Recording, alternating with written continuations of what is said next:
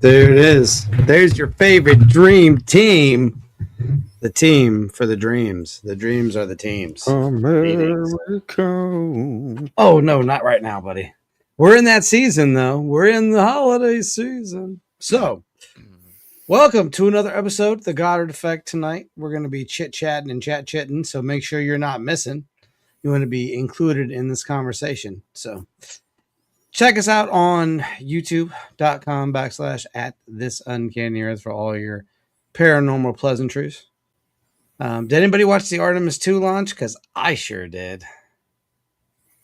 I did not have the opportunity. I was all over the place that day.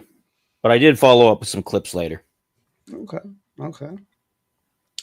It happened on April Fool's Day. That's all I'm going to say. That's true. That's true. I'm going to reach over there and smack you, boy.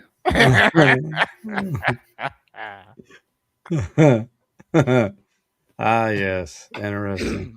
I need to have you construct one of those like little wooden things so that I can like do this and then you can smack yourself with it over there. Yeah. People would pay that. We should put that on the Patreon and just. Would you like to slap Steven, the ex-intern? Do so now. And he'll overact too. He'll overact it too. You got to oversell it. Well, no, you have to ham it up. If you're not hamming it up, what are you doing? You got to ham it up. What are you doing there if you're not ham acting? Anyways, gentlemen, welcome in. Also saw the Super Mario Galaxy movie. Fantastic. Yes. Better than the first one. Really great fan service. Really impressed. Really had me on the edge of my proverbial seat. And Yoshi was what they were going to do. Yoshi was fantastic. Toad was fantastic. Though I do hope that the next villain in the series is my boy Wario. I'm hoping that's or his children, his other children. Maybe Wario and Waluigi at the same time. It'd be a one nightmare. Am I right?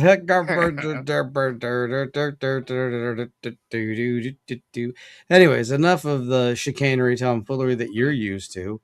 Gentlemen, what has been going on in your neck of the woods? It's been a heck of a week. I'll say that. Heck of a week, huh? I have been struggling. I actually had a bit of a meltdown yesterday here at home, but I'm good now. Everything's great for the moment. It's the weekend. I'm gonna deal with it.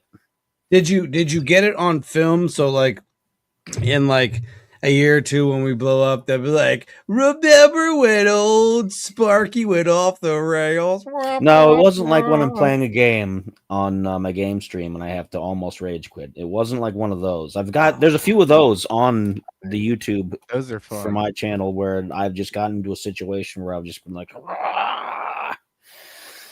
but it wasn't one of those. It was just something else.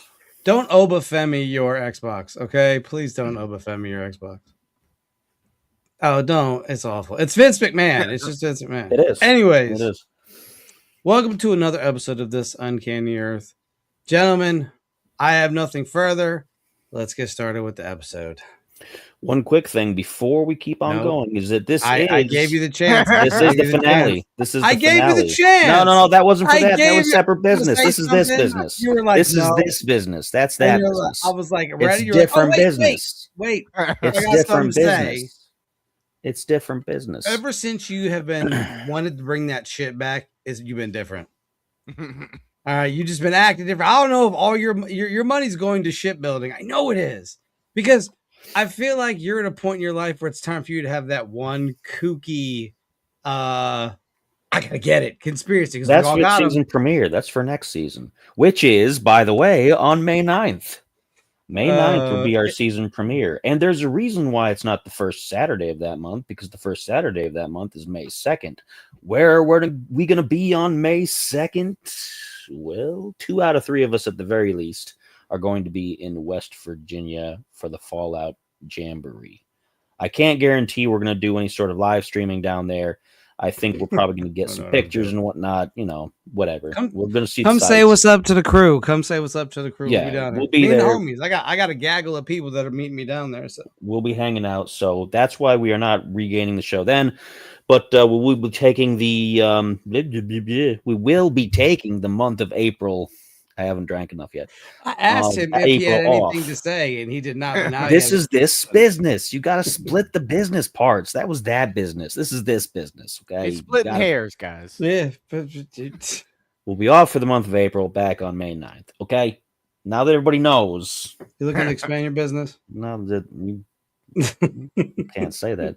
I would say this is moving. Air Marshal Sir Robert Victor Goddard is the subject of our show today. See, we're on time. We got time. We're not even past the first 10 minutes yet. I know. Let's go. We got it. Only about 20 seconds. We got a whole 50 minutes to go. This guy was a Royal Air Force Air Marshal from the United Kingdom. He fought in both of the first two World Wars. He was in both the Western Front in the First World War, and in the Second World War, he was in both France, and he fought in the Pacific campaigns. He's had multiple awards. He has the Knight Commander of the Order of the Bath. I don't know what that means. Commander of the Order of the British Empire. Mentioned in dispatches twice. He had the Navy Distinguished Service Medal from the United States. So he's got a lot going on. He was a pretty decorated guy. Okay. There are a couple of interesting facts before we get to the main reason why we're going to talk about him. One is that he had an interest in paranormal phenomena. The incident we're going to get to was actually featured in a film in 1955 called The Night My Number Came Up. If anybody wants to look that up, it's obviously an old film, 1955. I don't know if it's any good. It could be Mystery Science Theater worthy. Who knows? Or it could be good. You never know. One of the things that he claimed was that he claimed to have been the first person to use the term blimp in place of dirigibles. So while he's got these awards and he's got like a pretty high rank, he also has that, which is a weird kind of like, I'm the guy who invented the word blimp. I don't know if I quite believe it. It just seems like one of those things somebody would just come up with. But he came up with that during a tour of duty where he was patrolling for submarines in dirigibles. They would fly over the ocean and look for submarines. He commanded airship reconnaissance flights, a whole bunch of stuff. So he's seen some things. All right. Now, with all of that being said, first off, I want to ask the both of you. First, Rob, I'm going to ask you, do you think someone with these credentials seems like a credible source for something? If he saw something that he couldn't explain, that he thought this was weird and paranormal, do you think you'd believe him? Do you think he'd be making it up? I think I believe him. I mean, he's got the Order of the Bath, which is like chivalry. It's like it's some tag for I looked it up actually. Military officer. But yeah, I mean, at that point, why would you think he would be otherwise? If he was already distinguished and people are like can vouch for him academically, can vouch for him mentally, his sanity and things of that nature, why would you take him serious? That doesn't, I'm gonna take somebody serious if they're like, yeah, I'm pretty renowned in my field. I saw a giant kraken, or I saw the giant squid. Oh, what do you mean? Well, I saw it. Oh, those things haven't existed. Oh, they're here. You see what I'm saying? So it's like, for me, yeah, I'm gonna believe him. He's got the credentials for it. Even if it's outlandish, there's gonna be a bit of truth to that outlandishness. Steven, same question. Do you think this guy's a stand-up guy? Do you think he would be likely to be telling the truth about some kind of strange encounter? Yes, because he just, like, Rob said, he's a member of the Order of the Bath. And I did look it up, so I wanted to clarify a little bit more about it.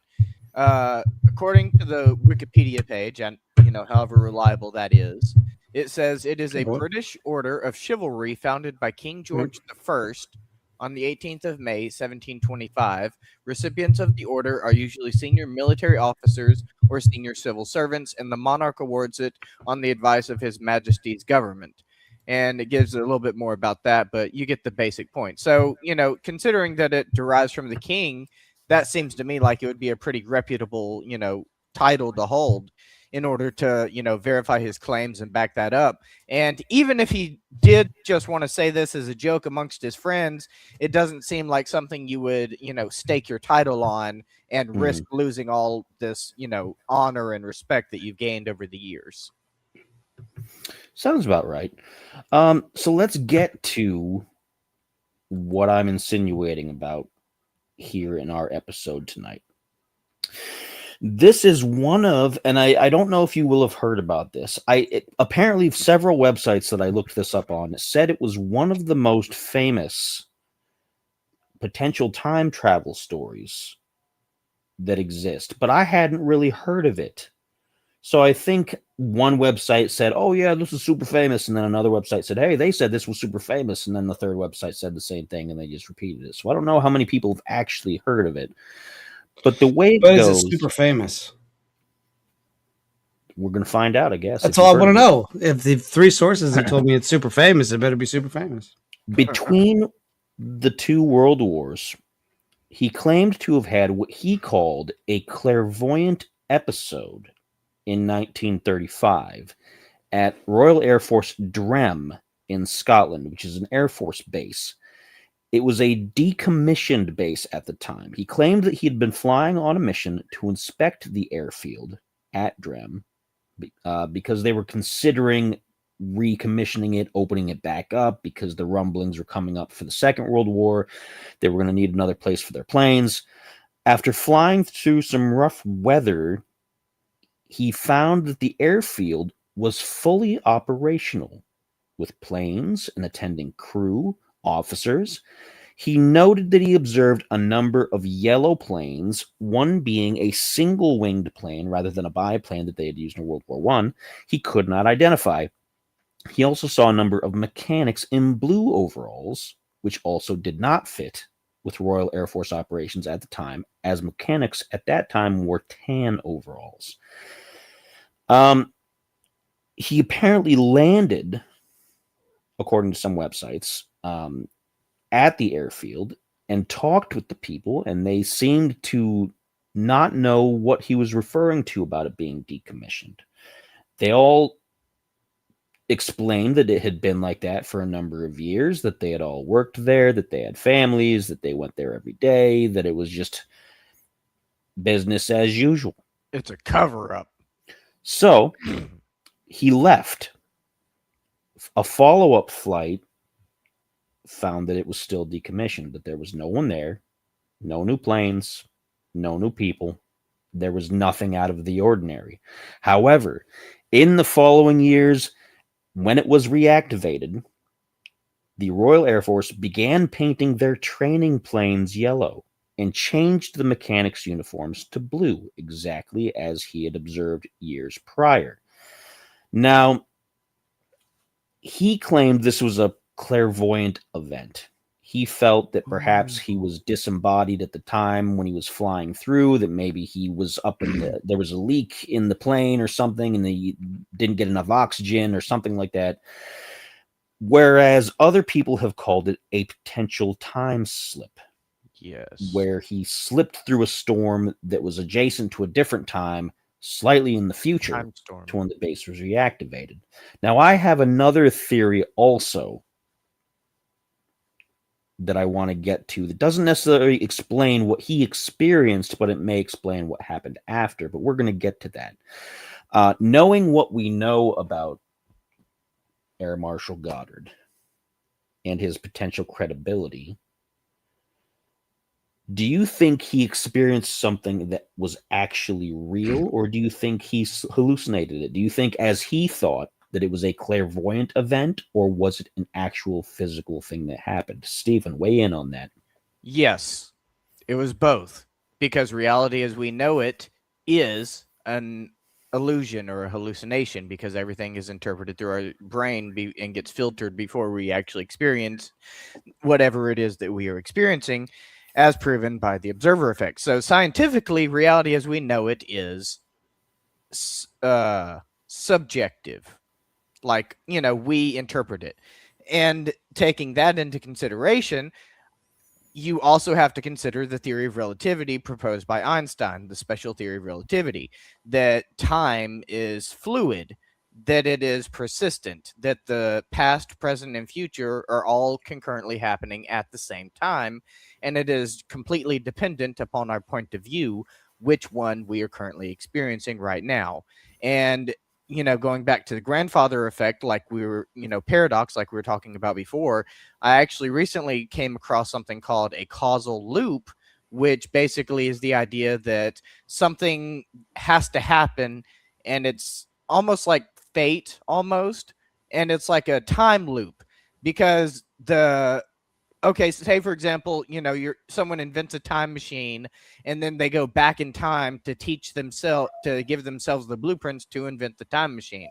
It still takes them time to build the time machine, even with the blueprints, but they couldn't build the time machine until they gave themselves the blueprints to build the time machine, but they couldn't give themselves the blueprints to build the time machine until they built the time machine. And, most people will call that a paradox, saying it could never happen, but they actually flip this on its head with the idea of a causal loop and say that it had to happen in order for anything to make sense. And that was the only way for it to happen. So if we take all that into consideration, then I believe that he went through a causal reality time slip and did enter another reality of some sort that we don't really understand. And that's the basis for predestination theory, which is Yes. a bit problematic depending on your notions of free will. If you're a free will absolutist, then you can't accept that necessarily, because you have to believe that, everything I do makes sense. Whereas if it's predestined, then nothing that you do really matters in the long term, because it's all going to happen anyway. It could be both, because you still have the free will to do what you want within the time loop, but the universe will make the time loop react to your decisions in different ways that will force the events to occur in a certain way regardless of your decisions. So therefore you have both free will and fate at the same time. It's an interesting conclusion. Rob, what do you think? What do you think happened to him? And what do you think about how we've discussed it from there? Okay, so I don't know if I've told you my theory on ghost trains. Have I told you my theory on ghost trains? Repeat it in case somebody hasn't seen it yet. So what I believe ghost trains to be are flip space-time ruptures for a very brief window of time, say minute at most. And it is whatever that train is using is being powered by for a very split second phases into our reality. Now, let's take this a step further. Mr. Goddard's up in the air. He hits the right place at the right time when everything's aligned. Electricity plays an important role in this. So if he was close to a storm, near a storm, in a storm, storming Norman Schwarzkopf, you know what I mean? And all of a sudden he hits the right thing, he's going to go through that. I'm a big proponent of slip space in some instances, whether that be string theory aspect, whether that be future checks, whether that be past checks that can't be altered, just things like that. So yeah, I think personally for me, it's his plane is moving at a certain speed against a certain time, certain pressure. Barometric winds are going in a different direction, and they're just hitting, everything's aligning, boom. Same thing with my ghost train theory. Everything is just at that point, whether that's coal or nuclear. It doesn't have to be anything super in the future advanced. You know what I mean? It could be just a new way that they have made their train cars in just split second. It's in our reality, split second, it's gone. Or it's a memory from a past time, but albeit a different timeline. So it's a memory from a different timeline. A memory from the future. And listen, do I have proof of anything I just said? I have none. But it's just theories I like to enjoy to get my brain moving and thinking kind of outside the box. I would also like to add on to what Rob said, because he reminded me of something I recently heard about called pre-membering, where you can remember a memory from the future before it happens that will guide you towards making that memory happen. So it's like It's like self-fulfilling prophecy almost. Yes. Which we're also going to get to as well, but it's almost like deja vu, but a little bit farther removed. Yeah. Like instead of, I've done this before, it's I'm going to do this before. Again. Now, an interesting little tidbit I just want to throw in that isn't directly related to the story here, but it relates to the conversation that we're having about time and multiple universes. Recently, I was reminded of a short story by Frank Belknap Long, who was I don't want to say he was a student of H.P. Lovecraft, but he was a continuator of the stories of that universe. He wrote a short story called The Hounds of Tyndalos. Now, the actual story isn't what's important here. It's the bit of science that they put in there to try to legitimize the story that is interesting. This was done in 1929, and part of the science that they used to describe the multiverse was that time was always as it was all the time right now. That if you slip sideways into another time, it's something that's happening right now, but to you, it's the future or the past or That's something what else. I believe. Everything is all just going on in one extended moment that never ends, one infinity. And instead of going forward and backwards, everything moves sideways. And the Big Bang is the heat death of the universe. Which I thought was an interesting little bit of add-on. It's one of my favorite little short stories of the Cthulhu kind of mythos that wasn't written by Lovecraft himself, partially because some of that science is really interesting for the time. 1929 was before a lot of this multiverse stuff really picked up. So it was kind of a really advanced thought for what was going to come later. Yeah. Back on topic, when you mentioned self-fulfilling prophecy, I did. that leads to something that I think is really relevant to the story here. Now, I can't say for sure what he experienced. I don't know if he had a mental episode or if he physically landed something in a separate time, a separate universe, what have you. However, the fact that later on they rebuilt that base exactly the way that he had seen it possibly tells me that someone that he told the story to talked to somebody else, who talked to somebody else, who talked to somebody else, and they thought, oh, you know what? Painting our training planes yellow is a good idea. We should do that. Switching our mechanic uniforms from tan to blue, that sounds like a great idea. We should do that. Right. And somehow enough of those ideas got picked up, unrelated to necessarily the story that he told or that he experienced, and it became something that happened that wasn't necessarily part of a different timeline. It was just something that, hey, we all think this is a great idea. Where did you hear that from? Oh, I don't remember. Maybe some guy in the canteen, and it was Victor Goddard. So that's partly, I think, what ended up happening. It doesn't explain what he experienced, but I think it goes a long way towards explaining how it ended up. Now, Rob, it looks like you've got something to weigh in on that. So, what is the time frame? Let me take a look to see when the base was built versus when he... Oh, no, I'm sorry. What's the time frame of his, journey, I guess, would be what I was looking for. And then what is the timeline between that journey and it being built? He had his encounter in 1935. Okay. Now, it does not say here exactly when they reactivated the base. The phrase is, in the following years, the airfield was reactivated, and they began painting the planes yellow and changing the uniforms from tan to blue. So it wasn't a long time span. It wasn't like 10 years or something. Because in 1935, World War II was going to start very soon.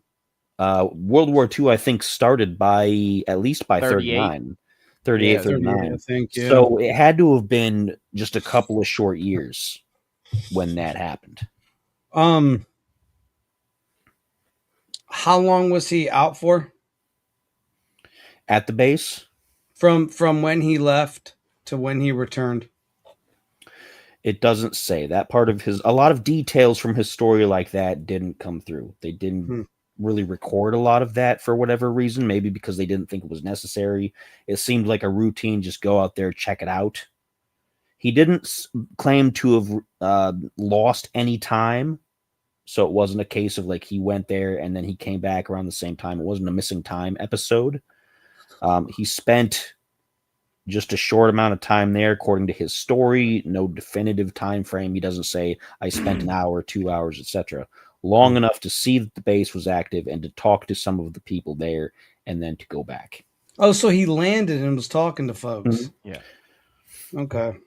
That's a tough one. That's a tough one for me because he leaves out certain important things. Like I want to know how long was I gone for?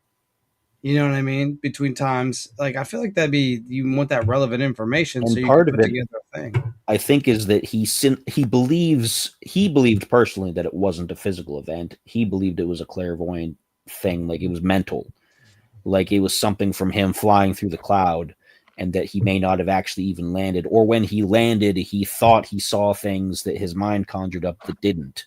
So what did he see? What did he say when he saw the base? Like I said, he called it a clairvoyant event. He described it as if it was when the base was reactivated. Did he have anything to say about it? They don't have a follow-up. None of the websites I went to had a follow-up about it. See, that's one of the issue interesting parts about it. There's a lot of holes in it. Yeah, that make it so you don't really know for sure. Like, and maybe it was the time. Maybe they weren't. I mean, it's not like it was back in the dark ages where it was hard to find records, but at the same time, they're between two world wars. There's other things people are focusing on. This guy says he had this experience. The government's like, well, we're trying to fight a war here. We don't care. And nobody wrote it down the way it should have been. That's my outlook, I think. It's almost like that boat story we did about the boat that just disappeared with the rope attached to it. Like, that's wild. This is wild because what do you do here? What do you do here? There's nothing you can do. You're kind of stuck. Because it's like, okay, did he have that experience or didn't he? If he didn't, then why was he able to predict what would happen to the airfield? Unless that idea was already pitched before he took flight and he heard it in some part of his brain, subconsciously stored that. And somehow that's what he saw. Obviously, I'm reaching on that regard, but if we're going by theories and, you get up high enough, you start hallucinating and start being a little woozy. I don't know. There's pilots that pass out. Like, they get so high up. But wasn't he a professional? Yeah, but you can't prepare for everything even as a professional. You could try. Yeah, but like what I'm saying is, wouldn't he have known not to go that high up or, It's not that. He might have been in a situation where the pressure was different. You know what I mean? Yeah. Or an EMF field. And he didn't know he was going to be in a pressure-sensitive situation. It's not like today where we have all these bells and whistles on fighter jets that can alert you to stuff like that. His probably he was bare bones. He's like, I got a thing that's a compass. And it really reminds me of the Montauk Project as well. Mm-hmm. Yeah. Now, another interesting thing. Now, we're going to move on from the actual event because this may actually explain a little bit more about him as a person later in life. Because obviously this affected him in a way that made him... in his younger years, he'd always been interested in the paranormal. And that blossomed after his retirement in 1951. Of course. He encouraged a fellow of it was another knighted individual named Sir George Trevelyan to set up something called the Wrekin Trust, which is a body promoting spiritual education in 1971. It took up a lot of his time in retirement. He became convinced of the reality of the spirit world. He spent many years investigating and lecturing on flying saucers. In 1969, he gave a talk on UFOs in London in which he defended the paraphysical hypothesis, which is the proposal that unidentified flying object sightings are the result of experiencing other dimensions or portals that coexist separately alongside our own. So he was 100% into the multiversal kind of theory, that it wasn't necessarily something from space or from a different galaxy. It was something adjacent to us necessarily. In In addition to that, he also argued for the existence of extrasensory perception and other paranormal phenomena in his book, Flight Towards Reality, 1975. So there you go. If anybody wants to look that book up at some point, you can find out his exact thoughts on these things and maybe learn a little bit more about it. I think this is going to be something that I might want to look into myself. I agree. I think, not to say that you guys might not want to either, but I think I'm going to see if I can find a copy of one of these books that he wrote to see if he can shed light on not only this event, but also his other thoughts. His claims are disputed by skeptics, according to different websites, which is not unheard of. I mean, That's going to anytime happen, you I get think, into when this you kind of make stuff. something like this. Yeah, I agree. And then he wrote the foreword to Muriel Dowding's 1980 autobiography and Alan Barham's Strange to Relate in 1984. And he passed away in 1987 at the age of 89. So he definitely believed that something happened. He believed that there was something going on, whether it was in his mind or whether it was, I'm just kicking things, don't mind me, or whether it was a physical event that occurred. I think he mostly believed that it was something related to ESP because that's where a lot of his later years honed in on. I think maybe he thought he flew through the storm, not even a storm, he flew through the cloud, and I think probably there might have been high EMFs or something in there. And he saw the airfield, thought he saw something that maybe wasn't, and then had a whole experience about it and then flew back and then believes that it was something particular. So, and again, became a self-fulfilling prophecy. Yeah. With all that being said, considering his later choices in life, Stephen, what do you think now about his credibility going from beginning to end? Do you think that regardless of that particular event, that he was on to something, that maybe he was into some things that other people might not know? I definitely think he was onto something because even the CIA believes in ESP and certain, psychological abilities like that. And I think it was like I was talking about earlier. I think he might have gotten himself trapped in a causal loop where him having that experience where he got trapped in that storm and seeing whether it was real or just in his head doesn't matter because he came back from his storm and told that story with those particular colors, and those particular colors became reality because of his story. So it doesn't matter whether it was actually ESP or whether he imagined it all. It's completely irrelevant because him telling his story is what made his story happen in the future. Same question, Rob. How do you feel about his credibility at this point? And do you think it's still worth noting how he spent his later years?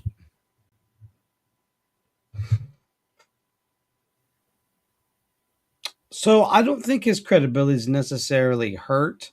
However, I do think that his story has too many holes for me to put 100%. Yeah, this is what this guy did, saw, whatever, what have you. I can buy into the notion of the hallucination, right? I can buy into that. Yeah. If that's what he thinks happened, I go with what he thinks happened, honestly. And I think that he just knew.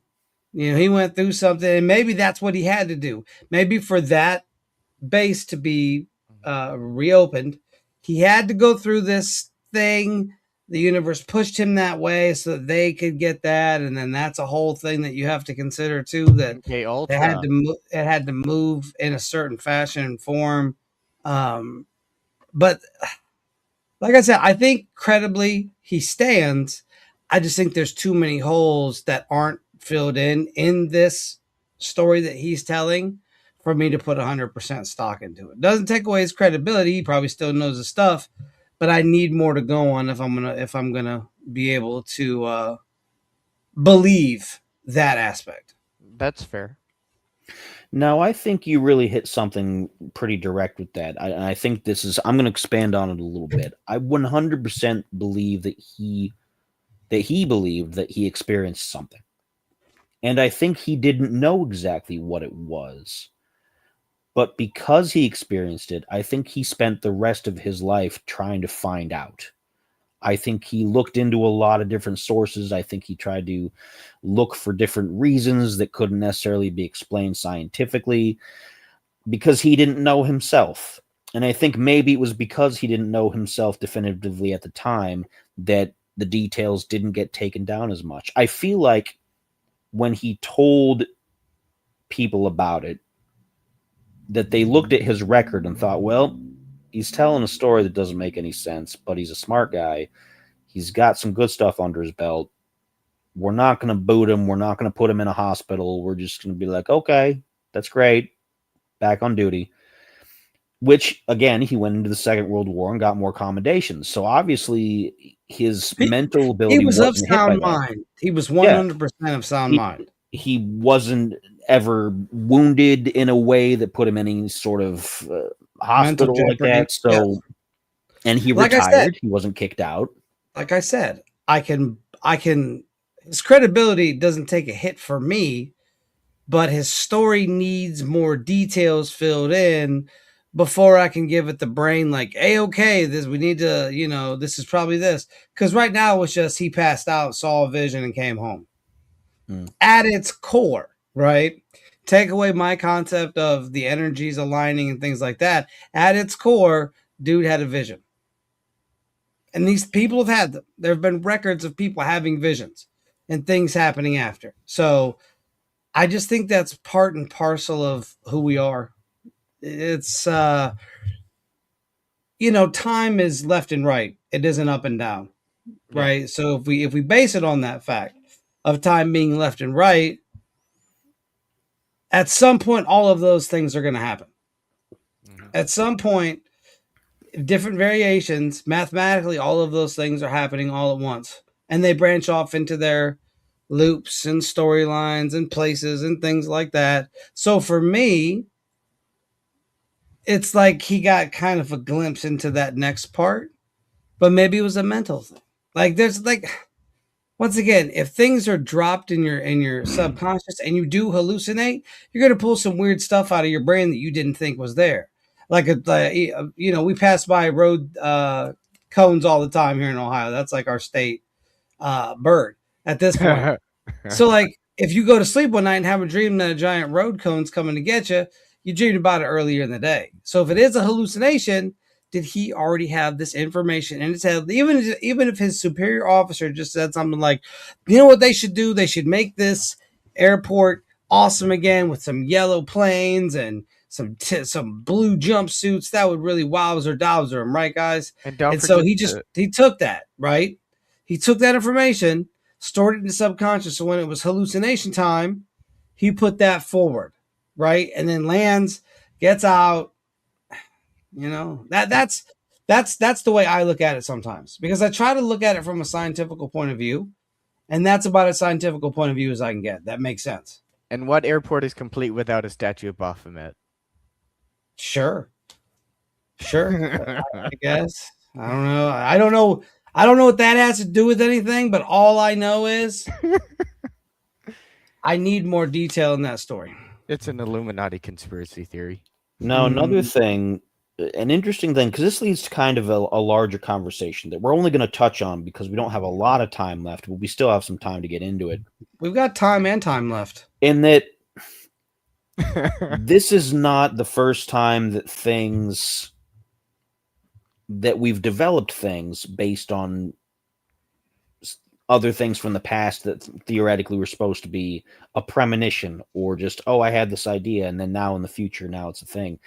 It especially happens now with entertainment. We've got old sci-fi shows from the 60s with all these gadgets and all this stuff that are, this is the future. Early 2000s. And now we've got cell phones that are smartphones, like tricorders. We've got the sliding doors, which seems like, oh, that's not that the Star Trek stuff. But it was a big thing. Real. It was a big thing at the time compared to, because on Star Trek they open for you and everything, right? Now on Star Trek, it was some guys in the crew like pulling on strings to open the doors for you, so you didn't walk your face. No, it into was not. But- No, why would you spoil that for me? I But thought that now was real. it's motors, and now it's sensors, and now it's everything. And again, they had the flip open communicators, and then we had the flip phones, and then we, Yes, all well, this I stuff. told you the government has technology that's 20 20 years, years advanced. 20 years advanced. Well, even so if they you take that preparing us. out, They're even if you preparing. take that out, Okay, how about it's a 60 common years theme. advanced? It's a common I agree. theme throughout our history that we develop things that somebody just saw in a dream, or somebody saw something in the sky, or somebody like imagined something, or But that's happened in the past too, though. That's happened in the Da ancient past. Vinci's helicopter and things of that nature, and stuff like that. So, I don't think it's out of the ordinary for this kind of thing to happen. And I don't think he was the Remembering. first person that this has happened to. And I think you're probably right. There probably was something in his subconscious that was an idea. It was just an idea at the time, or it was something got tossed back and forth, nothing definitive. And he just went through something that activated the neurons just right. Yeah. And it kicked something into his brain into high gear, and he had an experience that showed him what that idea would look like fully fleshed out. Tesla. Remember That's what exactly Tesla did? it. But it was He would do it in his head Yeah. hundreds of times before he ever did it in real life. and so if this dude's doing that, because this is just he's doing it untapped potential style. Because I'd wonder he probably never had that experience ever again. He did spend the rest of his life Trying to figure it attempting out. he was Yeah. looking into ESP. He was trying to do all these things. He gave lectures on dimensional UFOs as opposed to outer space UFOs, and I he mean, listen, believed. He would That's the best way to do it. He went and put his money where his mouth was and said, I'm gonna go figure out what this is. He didn't make sensational claims and all this jazz. He just said, hey, this is what happened. But I don't know how it happened. But let me see if there's other people that know or have similar experiences. Because that's how we learn is from each other. Research. If Spider disappears for a week, comes back and says I was 20 years in the future, you got more handsomer, which is crazy. I don't know how that would happen. Well, but we got to he ask says some that, more you know what I'm questions saying? about the future so we Um, can try to track down what happened. But when he comes back after that week to tell me these things, I'm going to want details. I'm going to be, okay, you were gone for a week. We would come down, we sit down, come out with a plan. Like, you were gone for a week. What sequence of events did you do to make this happen? And I think that's what he did. I think he got into that realm of like, okay, mathematics, higher mathematics and things like that. I mean, he wasn't crazy. Yeah, that's true. That's one of the things that stands out because he went through a Second World War being commended and leading troops and leading The most fire intelligent squadrons. people are often called insane. And so it's an interesting story. This is another one of those things because you guys know me at this point. My track record for these is that I find interesting stories. We have a little bit of evidence here and a little bit there, but it's always something that we have to kind of dig into and kind of look in and use your imagination a little bit and stretch out your brain a little bit because that's, I think, the best kind. Get them brain wrinkles. That's the best kind of discussion I think you can have, which is the theoreticals and the hypotheticals and the whatever-eticals and all that kind of stuff. Shouts out to the girl that cut my hair. We had a whole conversation about astrophysics. And she's going to college for astrophysics, and that was a great conversation. String theory.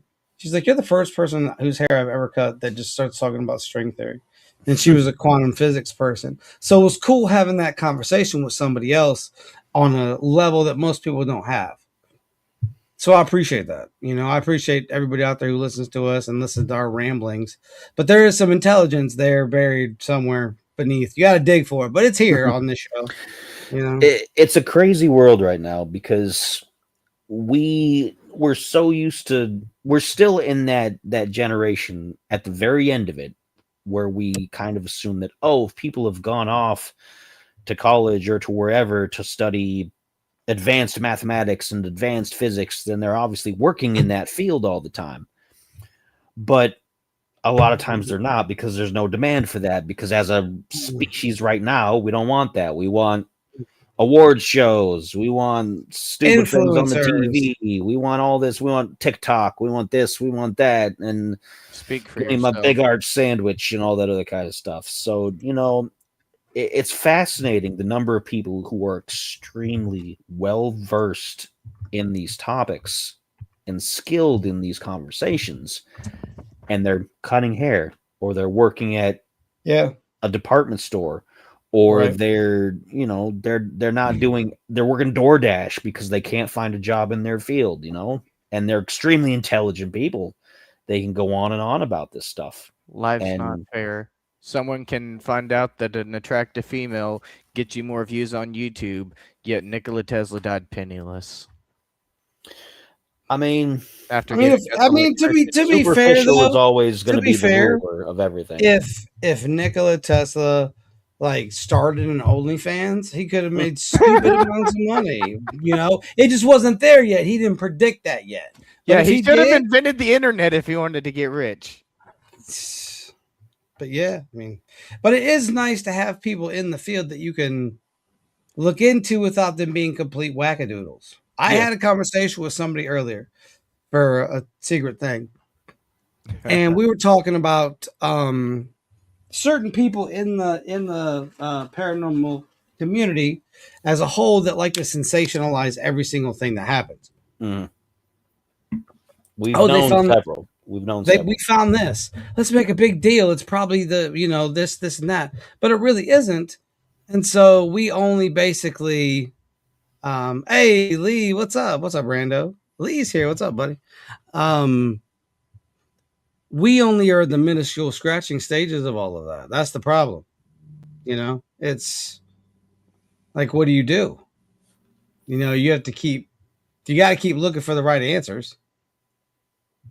You know, We're so kind what do of you in do? a weird spot where we're starved for smart things, but we don't want it to come between our basic entertainment. No, I want it to replace our basic entertainment. Well, that's individuals, though. As I'm talking, as a society right now, you want to know so many things. That's why people have so much stuff going on the internet. They're looking up so much stuff all the time. They're Metal Gear Solid all 2 over the tried place. to warn us. But we will be drowned in useless information. you're not looking for information to become smarter. You're looking for information to be entertained by that information, which is different, because we're kind of trained to just be like, you know what, just sit back, be comfortable, just watch the TV, watch the TikTok, watch the YouTube, read the Reddit thread, do this, do that, watch a bunch of people argue online because it's hilarious.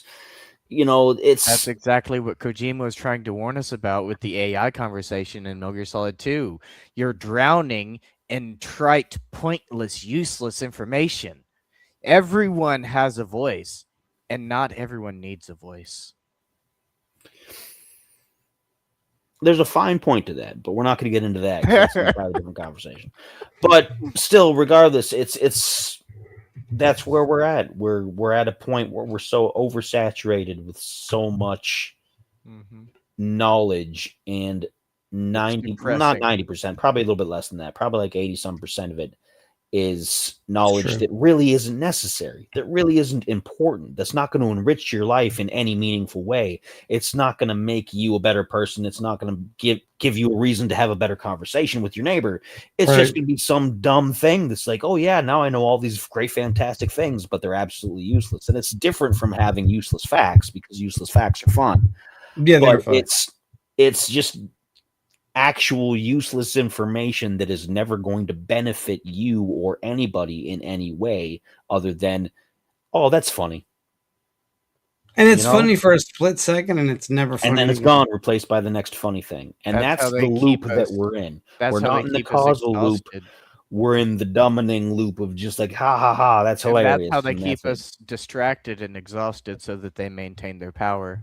It's the Roman bread and circuses. It is. Yep. It is. That's a good. It's a great analogy for that. They had the Colosseums. They had everything because they figured, you know what? Here's bloodthirsty entertainment. Even the movie theaters have taken second place to the fact of just internet video and everything like that. Yep. So, and it was an interesting journey to get to this conversation from Victor Goddard, but we got there and it's connected on some level, which is another hallmark of my episodes because they always go in this weird loop of who knows where it's going to come around. This has been another useless fact. The more you know. Or don't. Closing thoughts. I think, once again, at the risk of repeating myself, that Victor Goddard was on to something. I think he did experience something. I can't say what it was, but I think he experienced something, and I appreciate what he did the rest of his life to try to learn more about it, to try to explain it in some way, and try to help guide other people into probably finding those answers. Whether anybody actually found anything out about what happened, or it was just a mundane thing that just was bound to happen anyway, I still think that it was he had a fascinating life for being in 2 world wars and then going on to talk to people about dimensional UFOs and things of that nature. So, final thoughts, Rob, what do you think? So, like I said, man, the fact that he had that experience and then went on to try to figure out why that experience happened, that's somebody who really wanted to know what was going on. It wasn't sensationalized. He wasn't out there like, buy my 6th book, buy my 7th book, Return of this guy. You know what I mean? He was out there in his retirement like, I got to find out what is going on in the world. Because, I mean, listen, if something like that happens to you, that switches up your whole mental state. Because then you're going to start questioning everything. You're going to be looking like the conspiracy guy with his hand everywhere. You know what I mean? That's exactly what it's going to become. That guy right there. And so at that point, though, at least instead of him just like, fading away, he took that and ran with it and said, you know what? I want to educate other people on this stuff and the things that happen and what I think these things. Like, I'm excited to learn more about him, actually. The sources are kind of light. He seems like such an interesting guy, and there's just not. I am going to look for his books, though. I think that's really where it's going to be. You're really going to get into his head a little bit with the books. Meat and potatoes. Steven, final thoughts? I think the important thing to realize here is that he actually tried to learn something. He tried to study and research. And from what we've studied here, it sounds like no one really wanted to help him. No one was interested in his story. And everyone was too busy with something else to really pay any attention to this poor man. And as a result, now his story is clouded in vagueness and obscurity forever, just because they found other things more interesting than something actually intelligent, because they were more interested in war than something mysterious and strange. So that has been your depression moment of the Yes. episode. So, and I think that's it. Don't forget, May 9th, we're going to be off a whole month. We're going to be off an entire month. Whole month. Of April from this point on. All of it. I'm not doing anything for it, but I hope you guys enjoy your holiday tomorrow. Look forward to it. I'm going to be streaming probably almost the entirety of the day. So if anybody wants to pop over to Twitch, I'll be over there playing games, eating food, just shenanigans, like usual. But until then, of course, like I said, we're off April, and we'll see you again on May 9th for another set of episodes from this Uncanny Earth. And that's my part done. You did segue into me, though. You're supposed to segue. Yeah. I left that long silence for you. I thought you were going to just take That's that. just No, you got to introduce him. That was an implied. It was more just sad silence, is what that was. People tuned out a long time ago. Now this is after. We can edit this in post. Anyways, we'll be back in May with some new stuff. We're going to be getting into some string theory, some interesting information about Dyson spheres and all the fun stuff you love, even maybe some spooky monsters. Anyways, until we come back in May, join us down in West Virginia, Sutton, West Virginia to be exact, for the Fallout Jamboree Festival of All Time Greatest Event Award. And come hang out with me. Come hang out with my boy Kenny. Come hang out with my co-Spider. We will probably do something stupid like a show in town because we just do what we want to do. That's what it is. So if you've enjoyed what you've seen today, please consider heading on over to our website, this Uncanny Media or uncannymedia.net. Sorry, that was a mess. Uncannymedia.net, all the updates you need, all the awesome stuff related to what we've got going on. We got some new stuff that's going to be dropping in. So head on over there and goof around. And as always, why be boring when you can be uncanny? We will see you folks in about a month. Peace.